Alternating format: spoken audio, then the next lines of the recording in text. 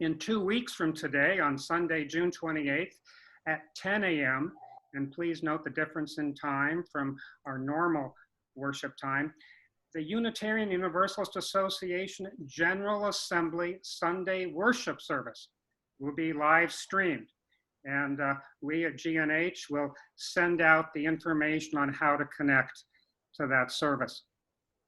For all GNH members, a personal code to enter our church building on the keypad that is now at the front entry door.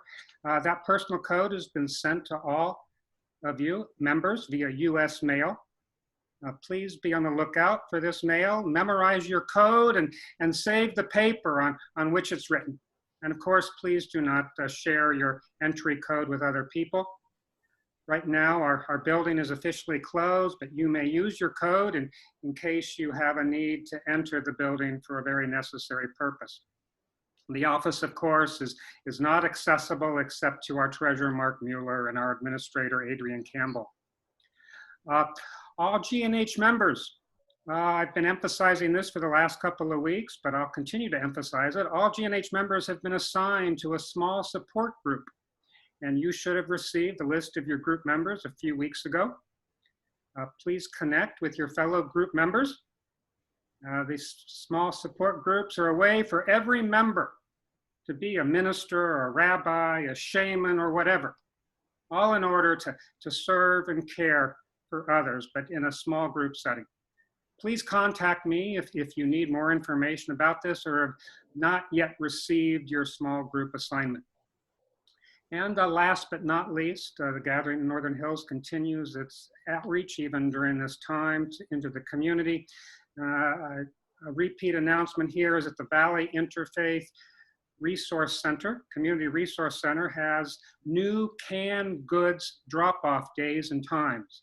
Every Monday and Friday from 10 a.m. to noon, and every Wednesday from 4 to 6 p.m. are the new canned goods drop-off times. Because of the COVID crisis, food banks around the nation are experiencing much greater food demand, and your canned good donations will help a lot. Thank you all for indulging me in those announcements, and want to now begin the service portion of the service this morning. And we will begin by lighting our chalice.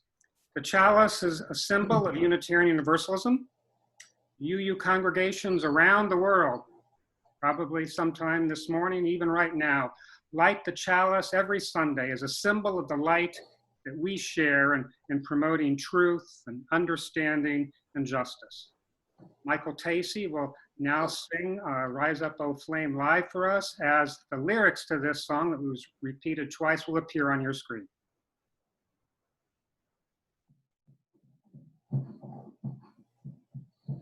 Rise up, O flame, by thy light glowing, show to us beauty, vision, and joy.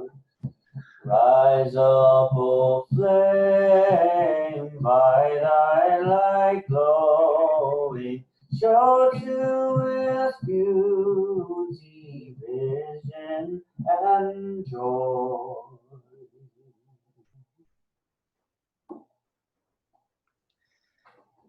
Thank you, Michael. And we will now return to Michael for the playing of our prelude piece of music. It's a piece entitled The Seven, and it was written and composed by Michael. Our prelude time is an opportunity for you to prepare your heart and mind for what you'll experience this morning. If you have a bowl of water at your home, feel free during this time to drop a prayer stone in your own bowl of water. Let us now have our prelude time of contemplation music by Michael Tacey.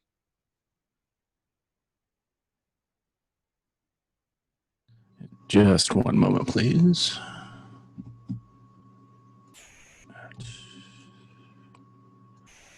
Share.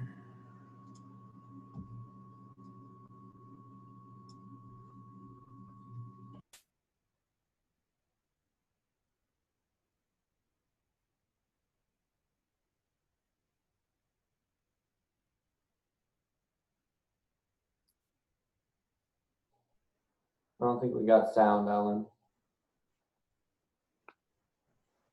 Okay, hold on one sec, please.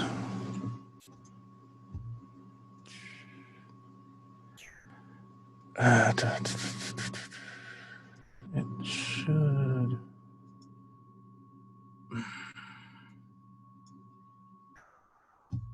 Where is stop share? Hold on one sec.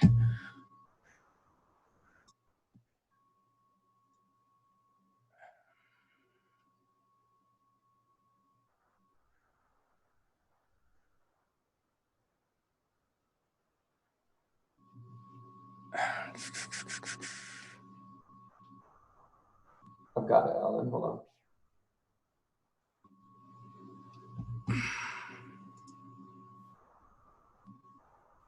Michael's going to play it.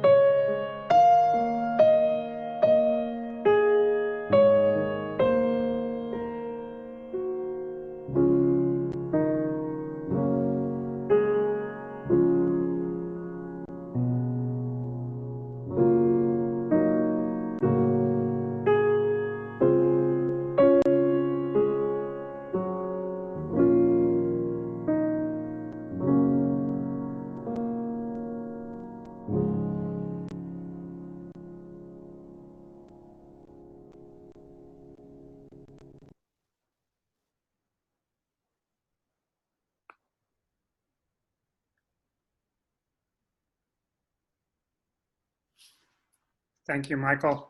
That was beautiful, perfect contemplation and prelude music. We again go back to Michael, and he will lead us in our first hymn this morning. All of the music that Michael chose for us for this service are classic UU pieces, classic GNH pieces that we all love, and it's to go along with the theme this morning that we are welcoming back to us one of our beloved guest speakers. But let us now sing together, Spirit of Life. The lyrics will be on your screen.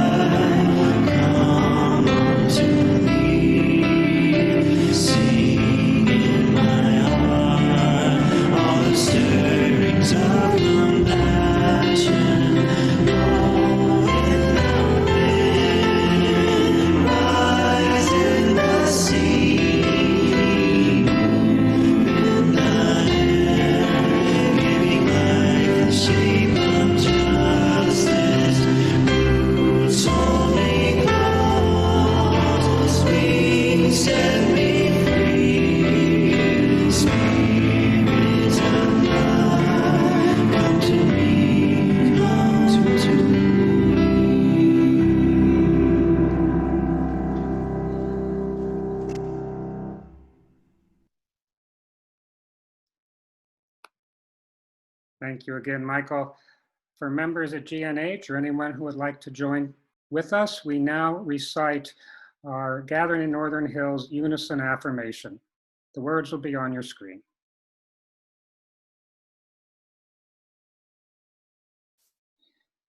We seek to create a welcoming community that celebrates human diversity, encourages spiritual growth, fosters responsiveness to our world, and commits to the future of all children.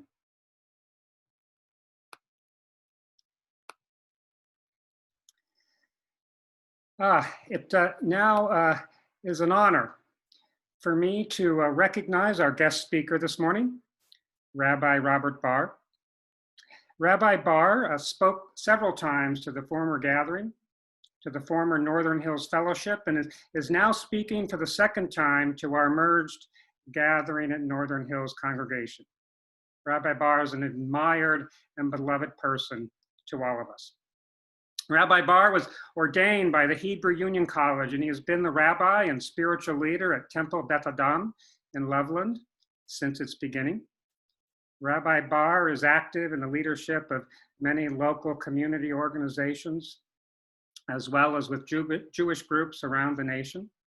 A few years ago, he considered running for the Democratic nomination to Congress from the 1st Ohio Congressional District, but magnanimously deferred the nomination to another candidate, who then lost the general election. I believe that Rabbi Barr would have won that election and would now be a powerful, spiritual, and progressive voice in Washington. But our nation's loss is now our gain. Rabbi Barr is recognized as a leader in the evolution of modern liberal Judaism. His writings have been published in journals, books, and on websites around the world. And I'm grateful that in the midst of his busy guest speaking schedule, he agreed to speak to us today, a date that he and I planned last December. Rabbi Barr's message this morning is entitled, Religion. It doesn't have to be part of the problem. Bob, welcome back to the gathering in Northern Hills. Thank you so much for having me. It really is a pleasure to be here with all of you to share this day. It's sort of a, obviously we're all living in a very bizarre moment in human history. But I want you to know that even though we're separated by distance, we are connected by friendship, a shared concern about the future, a sense of commitment to what we can do to make the world a better place. So I really appreciate Rabbi inviting me to be here with you and to share. And I look forward to the day that we're going to be back together. And we're going to do this in churches and in synagogues. We're going to come back and share. We're living at an almost imaginable time. Who could have conceived of what we are going through? COVID, that we can't connect together, that we have to be separated by distance. The killing of George Floyd, which was horrific. We literally watched a murder on our television sets, and which sparked protests, but the protests were fueled by the systemic racism that has been woven into society. There's lots that needs to be addressed. I mean, one of the challenges oftentimes when we prepare a talk, or I prepare a talk, is there's so much to discuss that it seems impossible to narrow it down. But I do believe that there is a response to all of these things that comes through a liberal religious process, a liberal religious communities that affirm science, that are grounded in historic reality, and that value critical thinking and questioning. I think these things are important. That's why when we talked about the service in December, I was planning to be with you, and then I learned that you were online, and then I read the president of the UUA's statement, Susan Frederick Ray's statement about keeping congregations distant until May 21. And what was so impressive to me, it was an impressive letter, is she said, in making our recommendations, we are guided by science and our deepest held beliefs. I have to say, seeing a religious leader saying that they're guided by science is inspiring. She didn't say tradition. She didn't say sacred text. She didn't say some divine hand was going to protect everybody if we came back to service. She said science was the way to make a decision. Think about it, because historically, religions have fought against science because it undermined the sacred text and it challenged the tradition, authority of tradition. I'm pleased that the Unitarian movement and UUA and other congregations have decided to continue to meet online, but there are beginning to be changes. There's some that never went offline. There are some that continue, some very high-profile congregations and communities that met face-to-face, and some that are coming back online much more quickly. And they didn't practice social distancing. Somehow they believed that their interpretation of religion was going to protect them, either because they had a defined hand or they felt that their religious traditions were more important than science. Unfortunately, religion oftentimes undermines people's critical thinking skills. I think traditional religions often do that. They train people not to see what's right before their eyes. Religions oftentimes, traditional religions, encourage people not to rely on analytical thinking. It teaches people to follow rather than think. It says to people oftentimes that I've heard it said by rabbis and ministers and priests and imams, oh, you don't really understand the text. You need me to tell you what's there because you're really not trained well enough. This type of undermining happens all the time. It oftentimes happens the very first time someone reads the Bible. You know, a child reads, the young adult, I should say, reads the first two chapters of the book of Genesis. And when you read the first two chapters of the book of Genesis, you begin to read, you realize that man and woman in chapter 1 is created together. And then in chapter 2, man is created first and woman's created 6 days later. And every student I've ever taught will say, Rabbi, why is that there? Now, when I was growing up, I was told, you don't really understand the text. You're misreading it. It doesn't really say what it says. The chapter 1 is the general and chapter 2 is the specific. That's not true. Chapter 1 was written by one group of authors, and chapter 2 was written by another group of authors. But in order to maintain the authority of the text, rabbis and other religious leaders have had to skirt that and say, you don't really understand. Religion is really good at telling people to ignore the contradictions that are right before their eyes. What does it mean to tell people to ignore what's right before their eyes? It tells them not to trust their instincts, not to trust their analytical skills, not to trust that they can discern truth, fact from fiction. It happens in other ways in congregations, in other religious traditions. In the Orthodox Jewish community, women aren't allowed to lead services. They're not allowed to stand up and lead. In fact, in Orthodox congregations, men and women have to sit separately because women are a distraction to men and men are weak. And of course, what they always say is women aren't second class. We're putting them on a pedestal. How many of you would accept that in any business you work in? We don't let women lead our corporation, not because women are second class, but we're putting them on a pedestal. This is only work for men, or women shouldn't be physicians because it's a dangerous job and we're putting them on a pedestal. But in religion, we say that, or when women are forced to cover their hair or cover their bodies. We allow religion to treat women as second-class citizens, and the excuse is tradition. Think about it.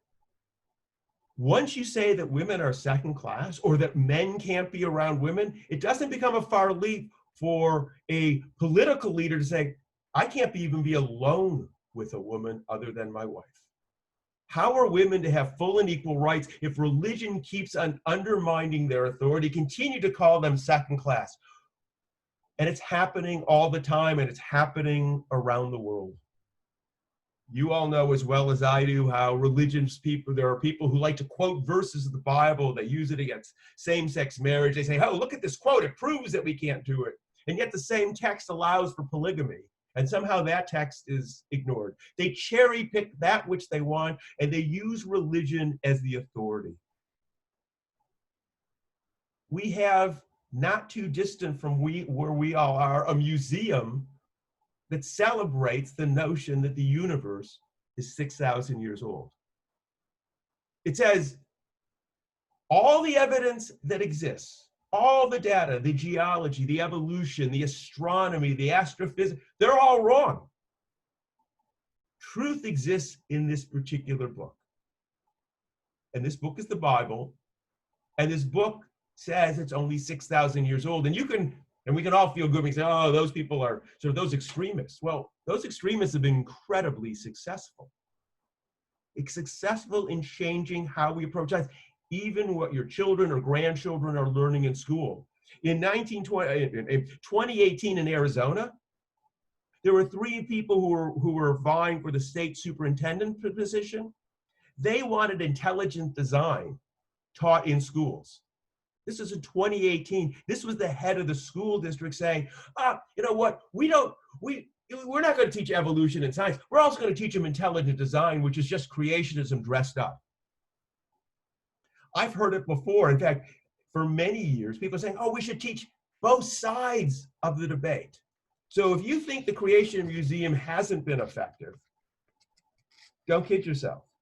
That ilk of saying tradition is more important than science has had an effect. It has changed textbooks. So religion teaches people not to think. It can marginalize women. It can undermine science.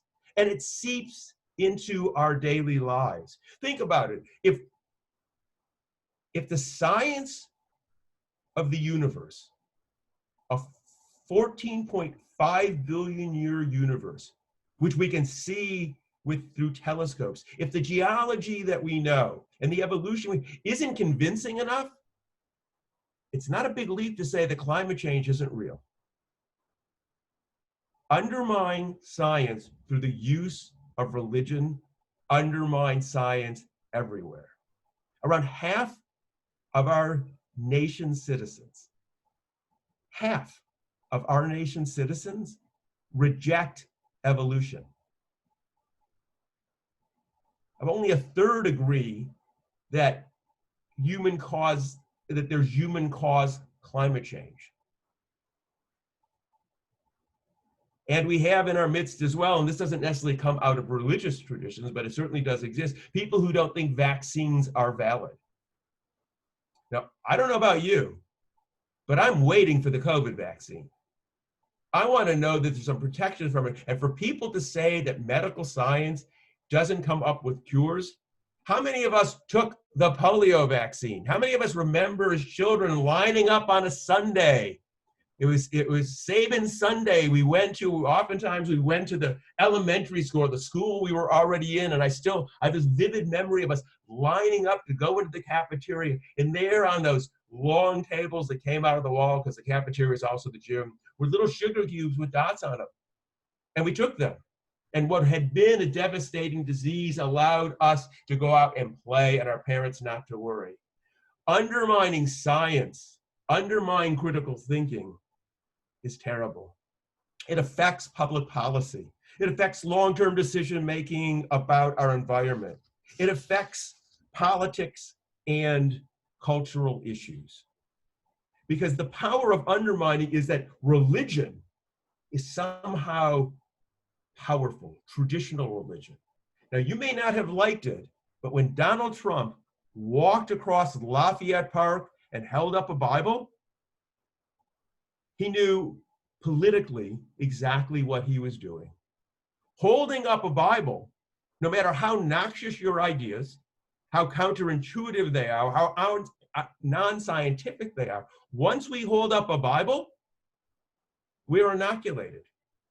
We are speaking some kind of eternal truth. That was statecraft. It was using religion to inoculate, to suggest that somehow because he did that, he was better or truer. Now, you may say that was a cynical photo op, and I may agree with you. But he's not the first president to lift up a Bible. He did it because it worked. He did it because for everything he said, for policies or about on the environment, he can hold a Bible written during the Iron Age, written at a time that people didn't understand the motion of the planets or the seasons, and it symbolizes honesty and trustworthiness. Presidents swear the oath of office on a Bible. You referenced my run for Congress.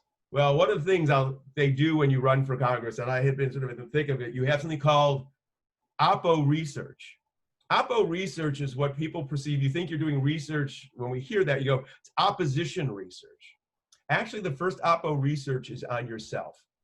So I had to hire someone to the tune of $18,000 to read, listen to everything I had ever written or said that was published. They had to listen to podcasts and sermons. They read every article. And they came across one sermon that was specifically about this. I had given a sermon that presidents, and this was when President Obama was about to be sworn in, should not put their hand on the Bible. How can you put your hand on a book that allows for slavery? How can you put a hand on a book that says you should stone people to death for violating the Sabbath? And yet we do that. And the oppo research people said, that's a problem. That sermon's going to come back to bite us. They said, can you take it offline? And I said, no, because I believe it. But that's statecraft.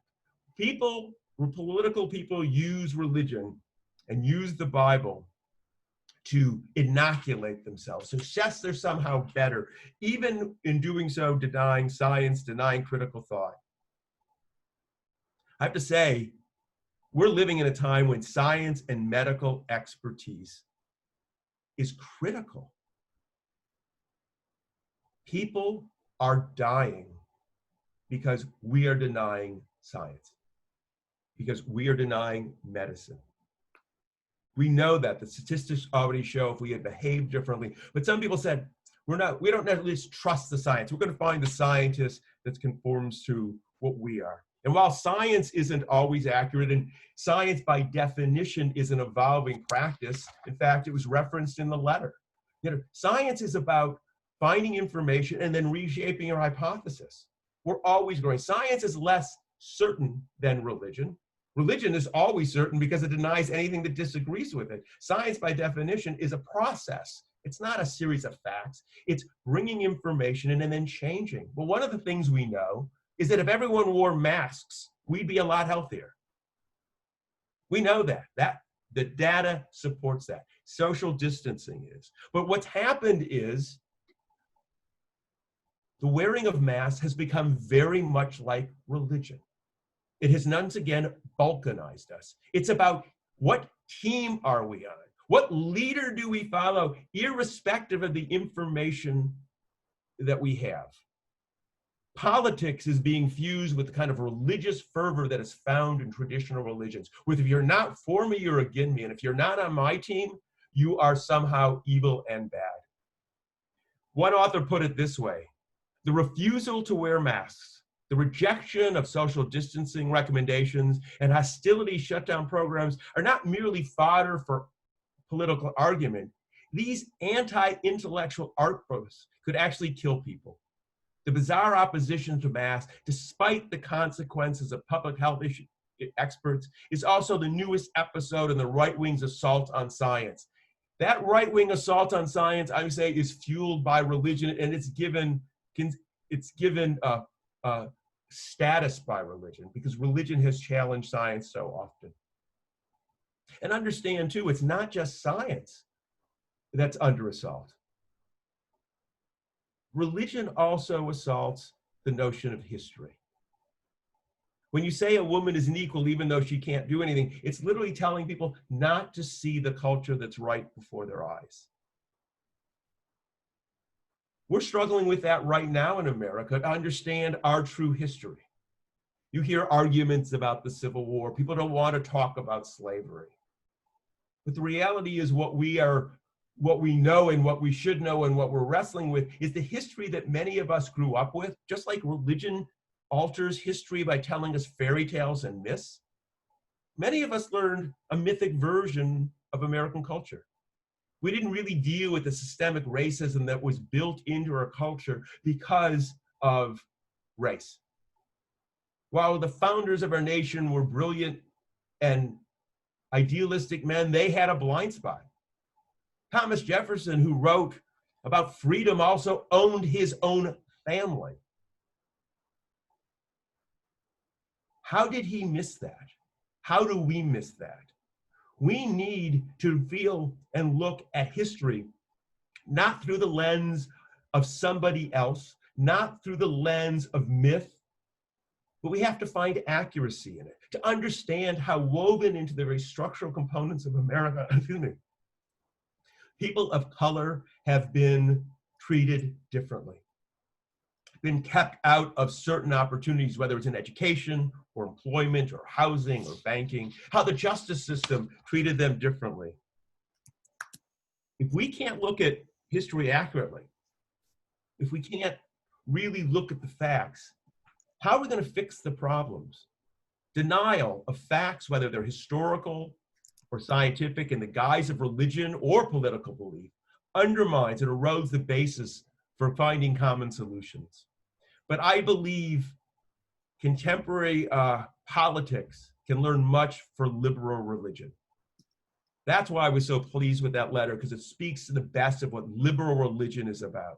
Liberal religion, contemporary religion, progressive religion doesn't accept and just simply defend faith and tells us to ignore the data. It tells us that data and evidence is necessary. Contemporary religion teaches us not just to memorize. When I was studying, I studied with an Orthodox rabbi. What does an Orthodox rabbi want you to do? Learn the text, memorize the text, and 10 years later come back and repeat what you know. But good religion, liberal religion, says to our students, we're going to give you the most basic skills we can. Basic meaning we want you to know how to think. We want you to know how to process. We want you to know how to reason. And in 10 years, when you come back to me, you should tell me why I'm wrong. You should tell me what I missed. You should tell me my particular blind spots. Teaching in a liberal religious environment is subversive in its most basic form, because we want to empower our students to know that they can move beyond what we could say, what we have taught.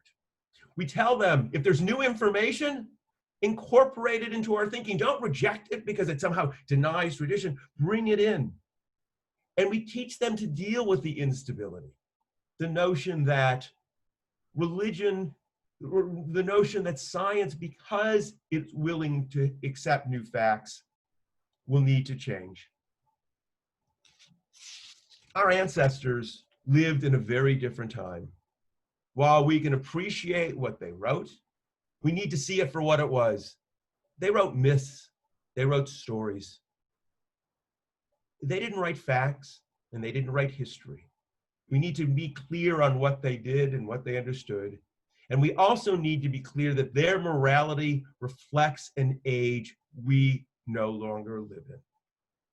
We wouldn't accept the medicine or their science we can't respect and can't celebrate their morality. At Beth Adam, we talk a lot about the fact that we're now educating children for the 22nd century. I remember when I was a kid growing up and they talked about, you're gonna live to see the 21st century. And I sort of thought we were gonna be like the Jetsons and have cars that float, the cartoon. We don't have the rocket cars, but we have a lot of amazing things. We do have, like the Jetsons, telephones that show our faces. That was a cartoon at one time. Now it's reality. But the truth of the matter is, in your religious school, you have children who are going to live to see the 22nd century. They're going to have to deal with issues and problems that we can't conceive of. They're going to be leading industries that don't yet exist. They're going to be answering questions that we don't even know the question. How are we going to make them successful?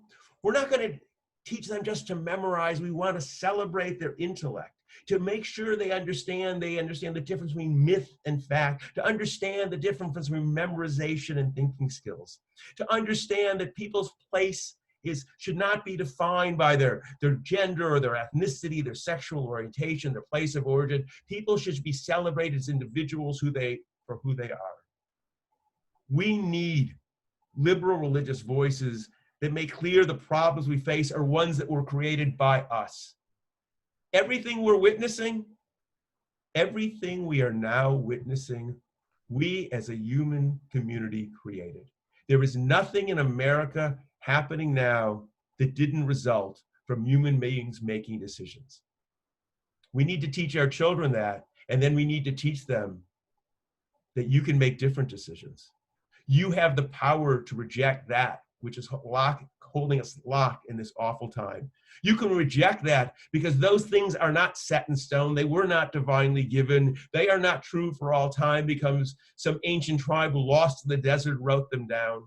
You can change them because you're a human being who is empowered to make decisions. The strength of liberal religion is that we have a bold and dynamic voice. It's a vision it's less concerned with what was and what used to be, and it's more concerned about what will be.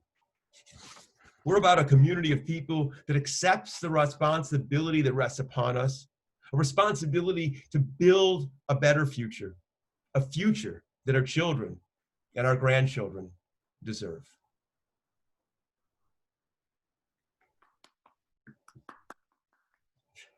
Thanks. Oh, thank you so much, Rabbi Barr. Wonderful food for thought. And you echo many of the thoughts and voices here at the gathering in Northern Hills.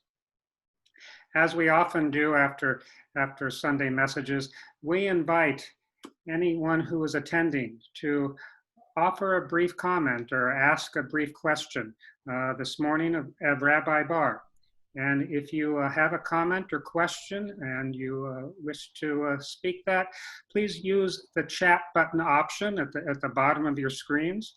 Our tech controller this morning, Alan Garrison, or I will call on you and unmute your microphone. Please feel free to go ahead and start that now.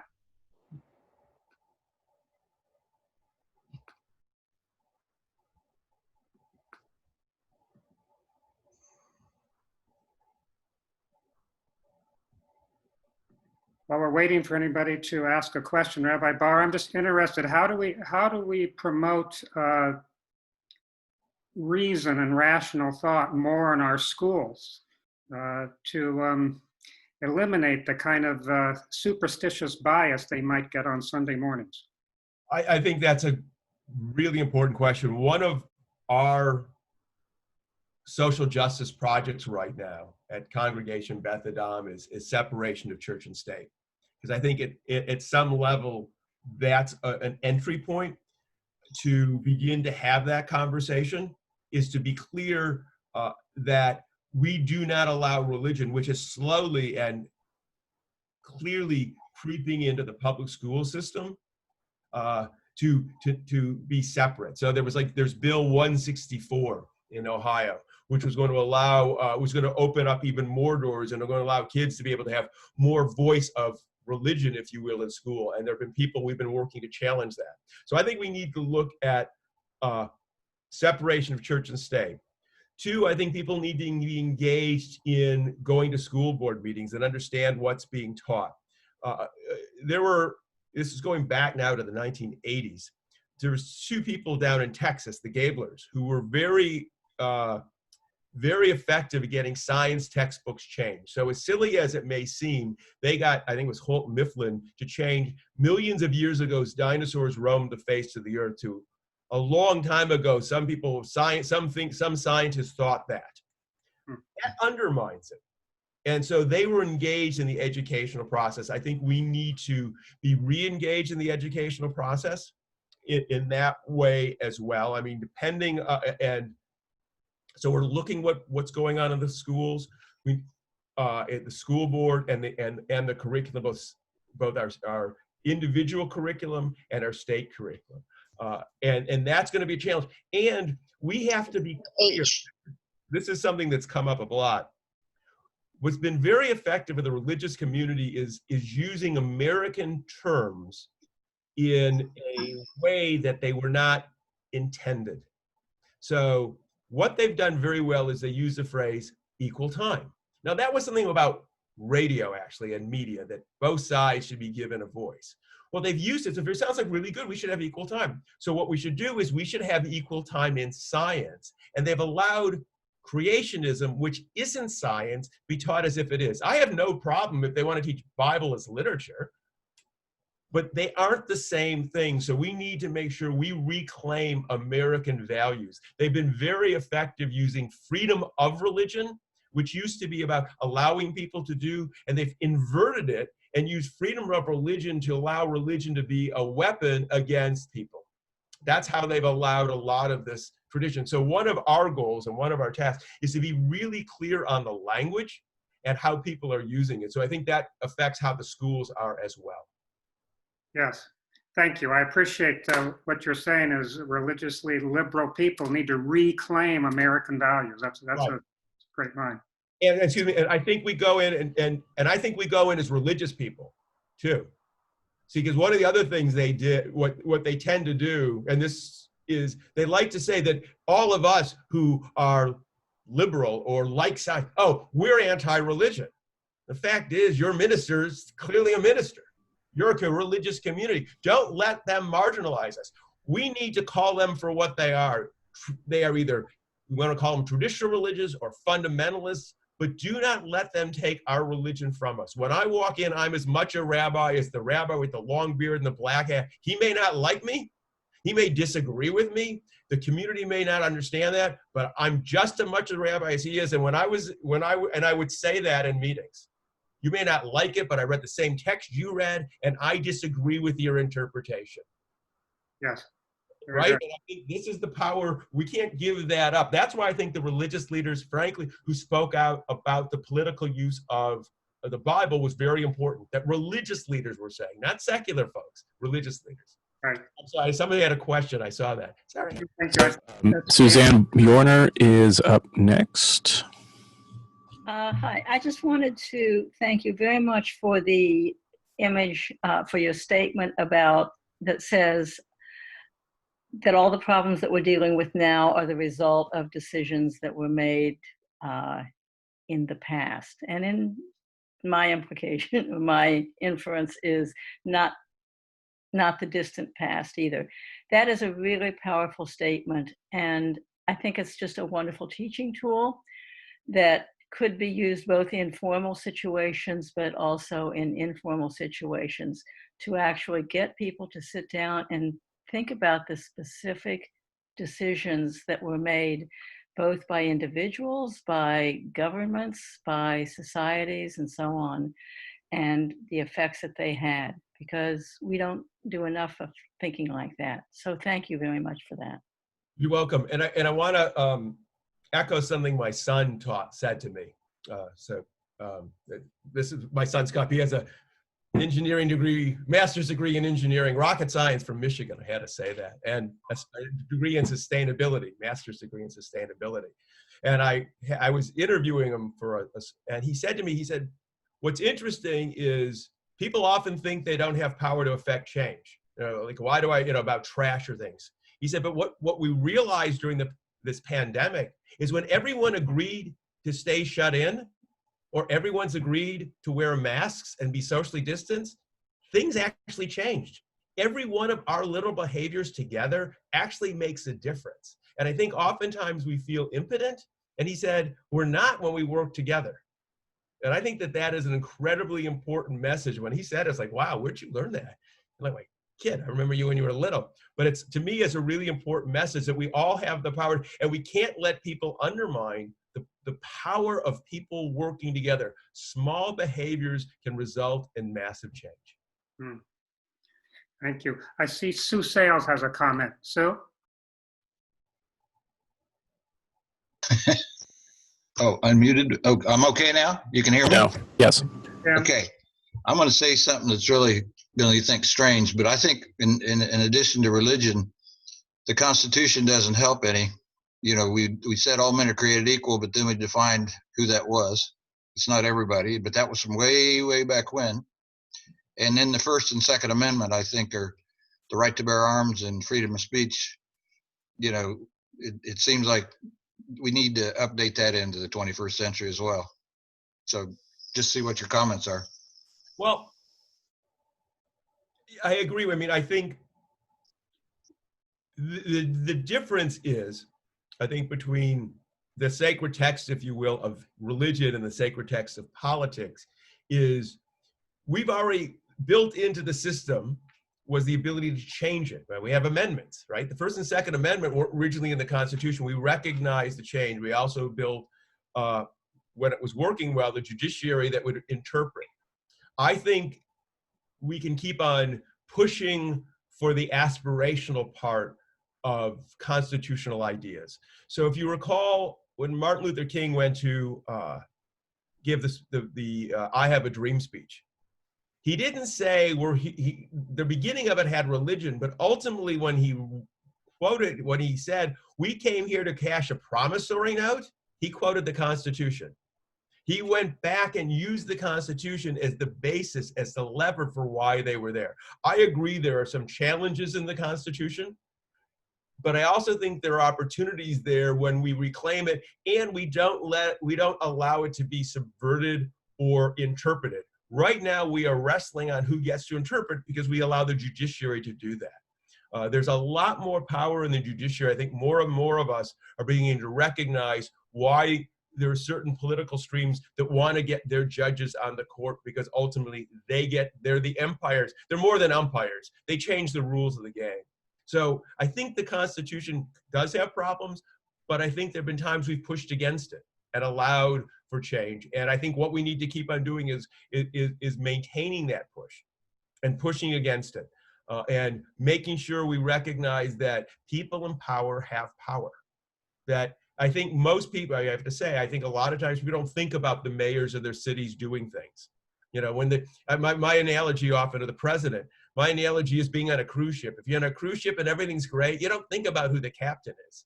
But when the ship is in really rough seas or it looks like about to run on shore, you go, who's driving this boat? Because you want to make sure the person in charge is the right person. So we also have Olivia with her hand up in the participant window. Olivia, you should be unmuted. It's the last question or comment. Thank you. Okay, thank you. First of all, thank you, Rabbi Barr, for coming and speaking with us this morning. It's really good to hear.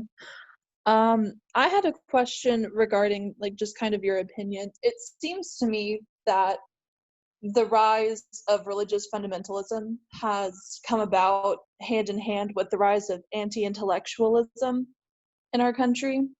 And I was wondering, what is your opinion on steps that we can take as individuals and as a community to combat anti-intellectualism? It's a great question. It's a hard question. Because I do think they are related to each other. One of the problems is, and this is why I think liberal religious communities are so important, we give traditional religions a pass. And we also give religious leaders lots of power. It's interesting, we look to them to help us figure out morality. And what happens is it's frequently the traditional or what we call mainstream religions that are making that decisions. I think one of the challenges is for liberal religions, Unitarians, humanistic Jews, is pushing our way into the playing field and saying our religious voice is important too, and also then pushing against it.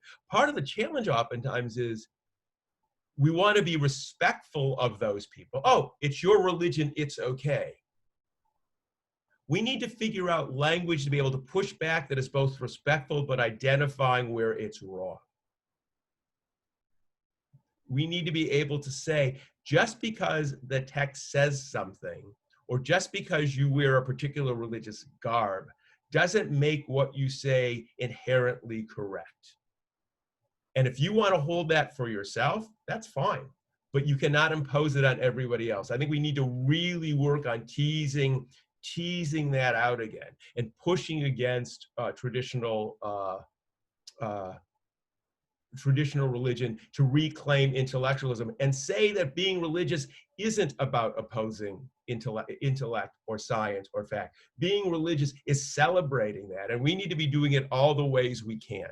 And it's a challenge. It really is a challenge. But that's how I would. That's how I've used my rabbit in our congregation in part. And I think it's interesting when we're fighting separation of church and state. The more religious people that are involved, the more voice we have, because the perception is that it's you're either for religion or against religion. We need to change that dynamic and understand too. There are ministries that work the legislators in Congress, in the United States Congress. One of the things I was disappointed about not being there was I would have loved to have been the rabbi in Congress. And talk about liberal religion. Because I don't know if you know, there's a Museum of the Bible in Washington, D.C., right near the Capitol now. And it's funded by the same people who fund the Creation Museum. It's there for a reason. It's not quite as overt, but it's about changing the conversation. We need religious leaders to change the conversation. So that's my thought. I have one more comment or question, a brief one from MJ Pearson. That will be the final one. Yeah, I just wanted to say, I was starting to say the same thing that Rabbi Barr just did, that when the interfaith community works together, they sort of negate their own little platforms and end up as a body much more religious and much more liberal. I'm thinking about Mark and I'm thinking about the Poor People's Campaign, both of which have gone away from a lot of traditional ideas but have these amazing collaborations between all kinds of different faiths. And that seems to really help to bring the conversation to a higher level. So it's kind of exciting to see that happening along with some of the other stuff that's happening. Good. Thank you, MJ. Any comments, Rabbi Barr? Oh no, I agree. I think we can't, when we're in coalition, that I think there is that drift oftentimes that we inclined a little bit more. We want to be respectful. I think people need to be respectful too of us. I think we oftentimes do not expect as much from them as we do, as they expect from me. And I think that's important, that we say, this is what our church is about. This is what our synagogue is about. You need to treat us with the same respect and give the same inclination that we're doing. I will never, and I've had people say, why don't you invite, usually in the Jewish community, someone Orthodox? I said, I will invite any Orthodox rabbi to speak at my congregation when he invites me to speak at his congregation. Yeah. Very good point. Thank you. Thanks. Thank you so much, Rabbi Barr. Being here, or being here, but being there. I don't know. I don't know the language of it. Being in everybody's living room, yes. Yeah. Let us now move to a time for those who are members of the Gathering in Northern Hills to give back financially to the work that our congregation does.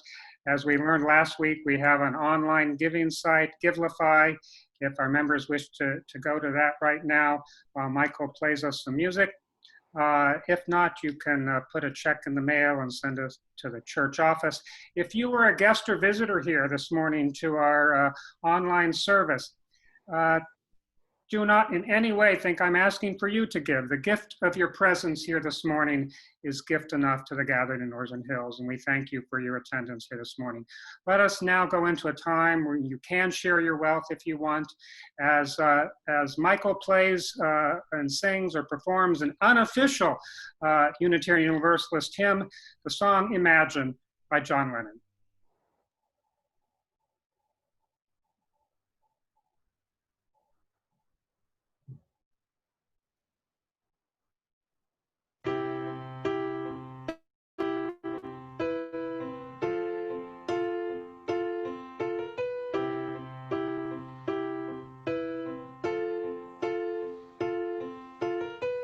Imagine there's no heaven.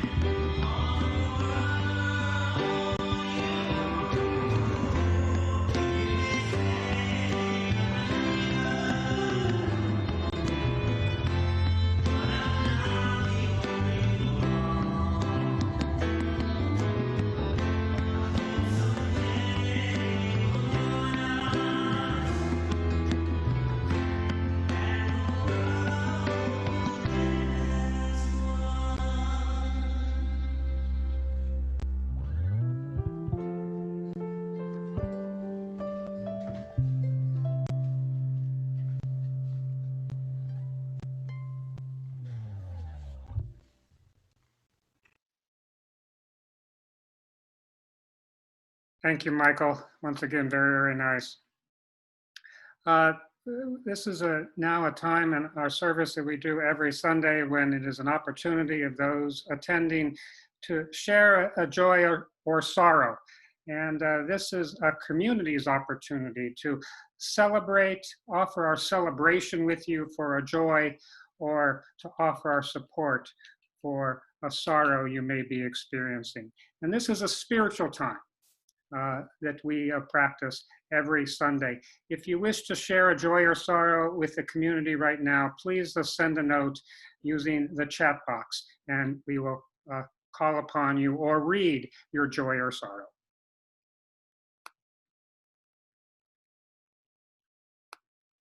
Okay, Lindsay should be unmuted. Hi, we have a really remarkable joy, a very good friend of John's who's been battling a very rare form of cancer.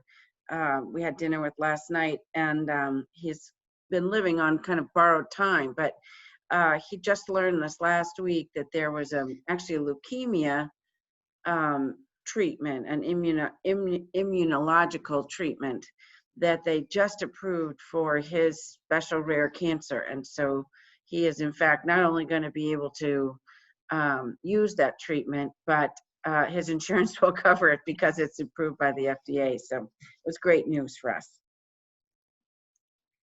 Thank you, Lindsay. We share your celebration for that good news for your family, you and John.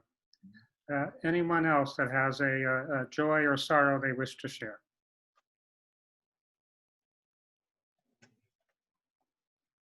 If you wish to raise your hand, maybe we can visually see you. I see from Kevin. Kevin indicates that he fears that once the news of George Floyd's murder stops and the protests fade, that the commitment to equal rights will fade again. And I think we all hold that fear, Kevin, and we support your thought in that. Thank you.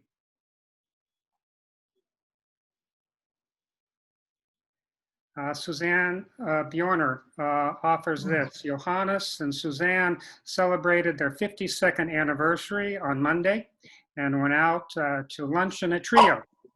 She indicates it was lovely, and they're committing to more time together and 52 more years of marriage, perhaps. So, thank you, Maybe Suzanne. not. At trios, not in a trio. Where? At Trio's Bistro.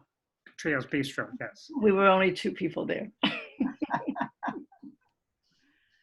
And Bobinek shares her joy with you, Suzanne. Thank you all. Actually, can you hear me? Yes. Oh, okay. I wanted to share the joy that Troy is here with me all week this week. Come here, Troy, quick. You haven't seen him for a long time. There he is. Troy. Haven't seen you in a while. Good to see you, Troy. All right, buddy.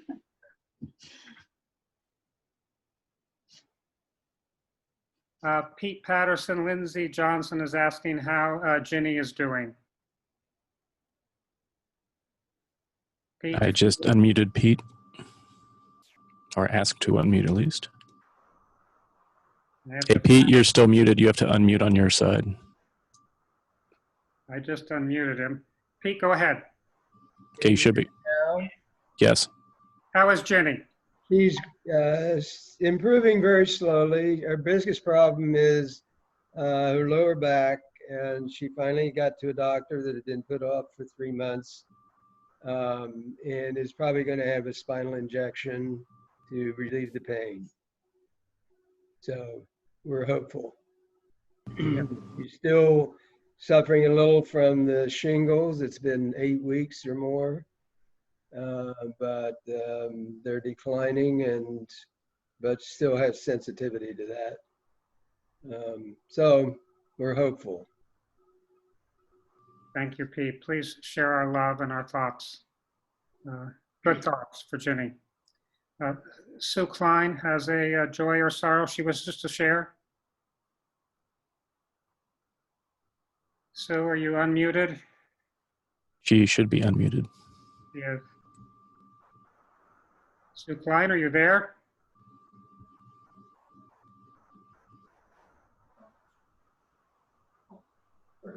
Sue Klein?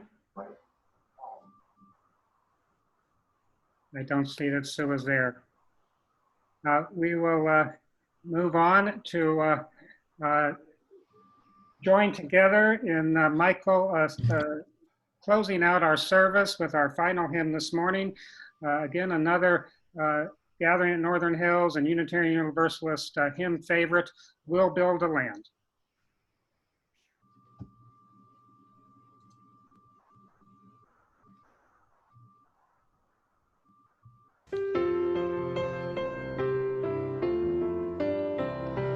We'll build a land where we bind up the broken. We'll build a land where the captives go free, where the oil of gladness dissolves on mourning. Oh, we'll build a promised land that can be. Come, build a land where sisters and brothers, anointed by love, may then create peace, where justice shall roll down like waters, and peace like an ever-flowing stream. We'll build a land where we bring the good tidings to all the afflicted and all those who mourn, and we'll give them gardens instead of ashes. Oh, we'll build a land where peace is born. Come, build a land where sisters and brothers, anointed by love, may then create peace, where justice shall roll down like waters, and peace like an ever-flowing stream. We'll be a land building up ancient cities, raising up devastations of home, restoring ruins of generations. Oh, we'll build a land of people so bold. Come, build a land where sisters and brothers, anointed by God, may then create peace, where justice shall roll down like waters, and peace like an ever-flowing stream. Come, build a land where the mantles of praises resound from spirits, once faint and once weak, where like oaks of righteousness stand earth people. Oh, come build a land, my people we seek. Come build a land, sisters and brothers, anointed by God, may then create peace, where justice shall roll down like waters, and peace like an ever-flowing stream.